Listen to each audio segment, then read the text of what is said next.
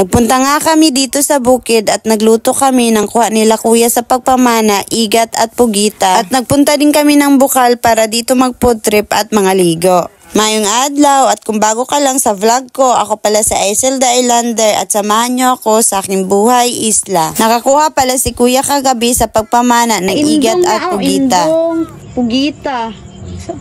Kinabukasan, niluto agad namin dito sa bukid dahil napagdesisyonan namin na maligo na lang kami sa Bukal at ito ang aming handa. Tamang-tama, Sabado ngayon, makapag-relax naman kami dito sa bukid at makapag-banding after tiring weekdays. Aw, sana all, mura pong nag-opisina. Office girl yarn. So bago mi nag-start og luto, nagkaon sa mi pamahawan kay murag kutoy naman ang amo ang tiyan. Ni among pamahawan, dried pusit og hotdog. Mamahaw sa tano kay basig pas mo ato ang bitok. After na mo kaon kay nagprepare na pud mi sa among lutoon. Aw sila lang day kay igo naman day ko nagtan-aw. Day may guest from Kalapit Barangay. Iba pud mi dinhi kay ug saon ang amo ang bisita, mao man pud amo ang palutoon, char. Siya pa jud ang naghagpat og kamunggay, aw. Tapos nilinisan na din ni kuya ang indong or igat. Igat ba? Murag ikaw. Ay, wag ganon be.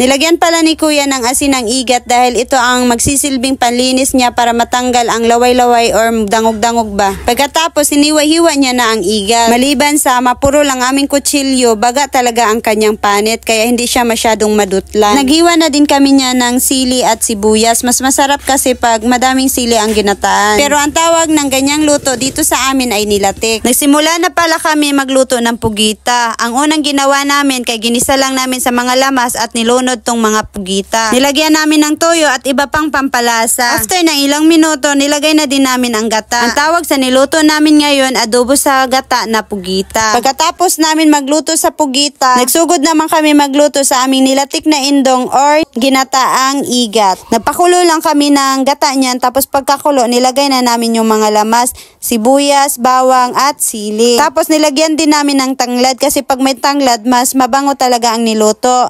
Nang magkulo-kulo na, nilagay na namin yung mga igat. Kumuha ko ng dahon ng saging dahil wala akong pangtakip sa niluto ko. Yan ang magsisilbing pangtakip sa aking niluto ngayon. Pagka maya-maya, nilagay ko na din ang mga malunggay. Hindi talaga yan mawawala ang malunggay pag nilatik ang niluto namin. Tapos tinimplahan ko na din ng asin at mga pampalasa. Pagkatapos namin magluto, nag-ayos na kami sa aming dadalhin papuntang Bukal. Ayan yung mga kasama ko, si Ate Ana, si Ate Dayday at si Ma'am Juan. Sila kuya, pumunta na sa Bukal, nagmotor sila at dinala nila ang iba naming dadalhin. Ito na pala ang view namin papuntang Bukal. Ang daanan namin ay punong. Napaka-presko talaga magtambay dito. At dahil nga napagod kami sa aming paglalakbay, nagpahinga muna kami dito sa puno. Tamang duyan-duyan lang habang nakatingin sa mga mais at palayan. Pag summer, mas maganda talaga magtambay dito dahil hindi mo mararamdaman ang init. Pagkatapos namin magpahinga ng saglit, pumunta naman kami ng Bukal. Medyo malapit lang naman ang Bukal dito. Sa unahan nito, Bukal na. Diba?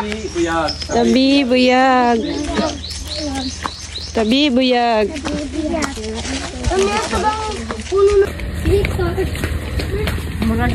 Nakagutom ang ating paglakaw. Pagkadating namin ng Bukal, nagsitalunan agad ang mga bata. Di talaga namin mapigilan. At ayan, dahil wala kaming dalang sandok, gagawa na lang si Michael ng sandok gamit ang paklang or ang dahon ng nyog. O diba, wala talagang imposible sa mga taong gutom na.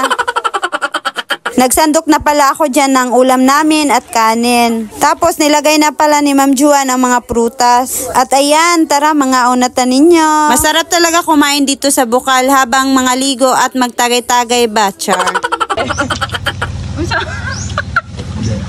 Tagod-tagod ba? Nagdabok ka lang rin.